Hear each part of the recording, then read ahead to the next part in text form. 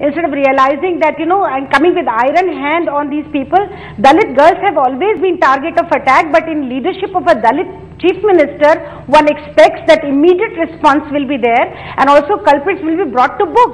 And second thing is that this lumpen class of politicians, look at the way this MLA from Baspa is talking about this whole incident, almost as if this happens everywhere. So it should happen in UP.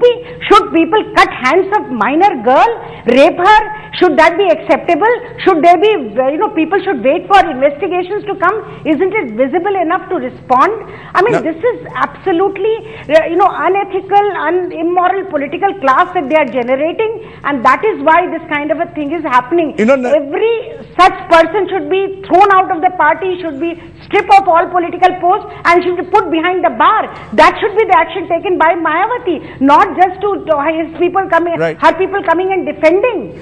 This is absolutely unacceptable. Nawab Kazim Ali Khan, you're facing the fire because you're trying to defend Mayawati for what most people believe is indefensible. Does it not worry you, Nawab Saab, that in an election year, law and order could become a big issue in UP? It led to the downfall of Mulayam Singh Yadav. The same now could happen to Mayawati. So you can't be so complacent about what is happening in Uttar Pradesh at the moment.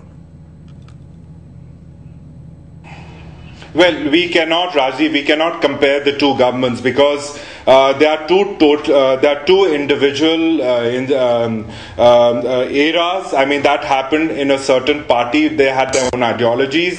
This party has it has its own ideologies. So we cannot really compare the two. I don't know what exactly happened at that time. I was in the Vidhan Sabha at that time as well. But I really don't know the details of what happened then. But right now I can say for sure